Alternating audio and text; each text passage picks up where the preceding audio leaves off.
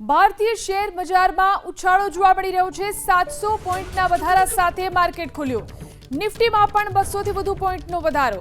તો ફરી એકવાર ભારતીય શેર બજારમાં ઉછાળો। 700 પોઈન્ટના વધારા સાથે આજે માર્કેટ ખુલ્યું છે। નિફ્ટીમાં પણ 200 થી વધુ પોઈન્ટનો વધારો જોવા મળી રહ્યો છે।